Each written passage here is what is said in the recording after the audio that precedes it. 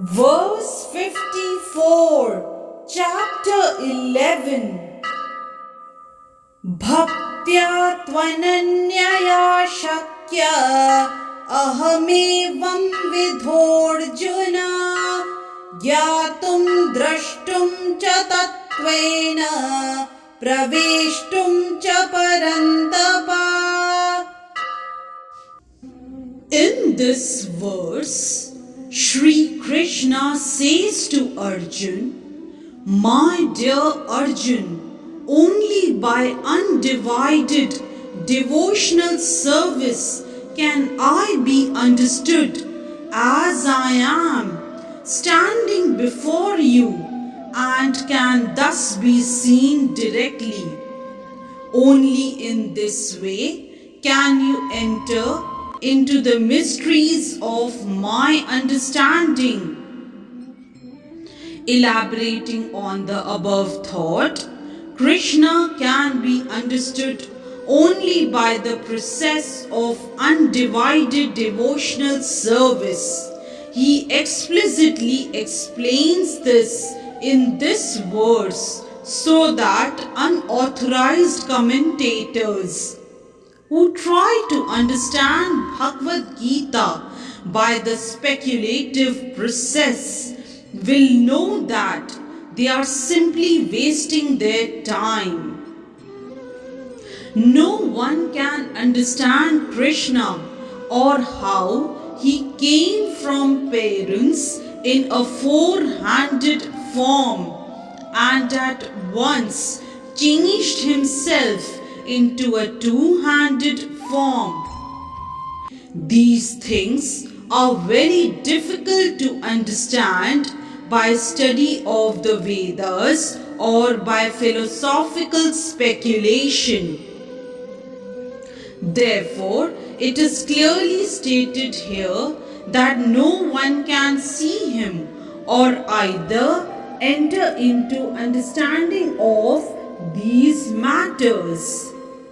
Those who are, however, very experienced students of Vedic literature can learn about him from the Vedic literature in so many ways. There are so many rules and regulations, and if one at all wants to understand Krishna, he must follow the regulative principles described in the authoritative literature. One can perform penance in accordance with those principles. For example, to undergo serious penances, one may observe fasting on Janmashtami, the day on which Krishna appeared, and on the 2 days of Ekadashi, the 11th day after the new moon and the 11th day after the full moon. As far as charity is concerned, it is plain that charity should be given to the devotees of Krishna who are engaged in his devotional service to spread the Krishna philosophy or Krishna consciousness throughout the world. Krishna consciousness is a benediction to humanity. Lord Chaitanya was appreciated by Rupa Goswami as the most munificent man of charity because love of Krishna, which is very difficult to achieve, was distributed freely by him. So if one gives some amount of his money to persons involved in distributing Krishna consciousness, that charity given to spread Krishna consciousness is the greatest charity in the world. And if one worships as prescribed in the temples in India, there is always some statue, usually of Vishnu or Krishna, then that is a chance to progress by offering worship and respect to the Supreme Personality of Godhead. For the beginners in devotional service to the Lord, temple worship is essential, and this is confirmed in the Vedic literature Shvetashvatar Upanishad. Yasya deve para bhaktir yatha deve tatha gurau tasyaite kathita hyartha prakashante mahatmanaha. One who has unflinching devotion for the Supreme Lord and is directed by the spiritual master, in whom he has similar unflinching faith, can see the Supreme Personality of Godhead by revelation. One cannot understand Krishna by mental speculation, for one who does not take personal training under the guidance of a bona fide spiritual master, it is impossible to even begin to understand Krishna. The word tu is specifically used here to indicate that no other process can be used, can be recommended, or can be successful in understanding Krishna. The personal forms of Krishna, the two-handed form and the four-handed, are described as Sudurdarsham, very difficult to see. They are completely different from the temporary universal form shown to Arjuna. The four-handed form of Narayana and the two-handed form of Krishna are eternal and transcendental, whereas the universal form exhibited to Arjuna is temporary. The words Tvadanenya na drishtya purvam state that before Arjuna no one had seen that universal form. Also they suggest that amongst the devotees there was no necessity of showing it. That form was exhibited by Krishna at the request of Arjuna, so that in the future, when one represents himself as an incarnation of God, people can ask to see his universal form. The word na, used repeatedly in the previous verse, indicates that one should not be very much proud of such credentials as an academic education in Vedic literature. One must take to the devotional service of Krishna. Only then can one attempt to write commentaries on Bhagavad Gita. Krishna changes from the universal form to the four-handed form of Narayana and then to his own natural form of two hands.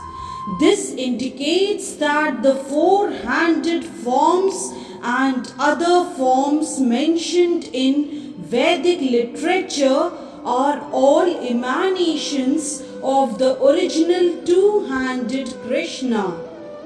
He is the origin of all emanations. Krishna is distinct even from these forms. What to speak of the impersonal conception?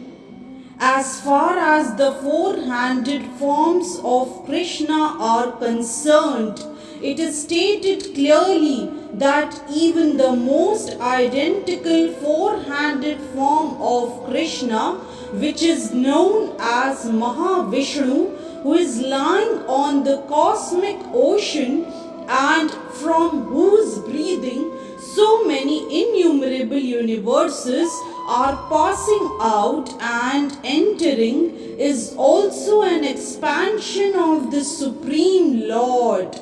As stated in the Brahma Samhita, यस्यैकनिश्वसित कालमथावलम्ब्य जीवन्ति लोमविलजा जगदण्डनाथाः विष्णुर्महान् स इह यस्य कला विशेषो गोविन्दमादिपुरुषं तमहं भजामि गोविन्दमादिपुरुषं तमहं भजामि. That is the Mahavishnu, into whom all the innumerable universes enter and from whom they come forth again simply by his breathing process, is a plenary expansion of Krishna.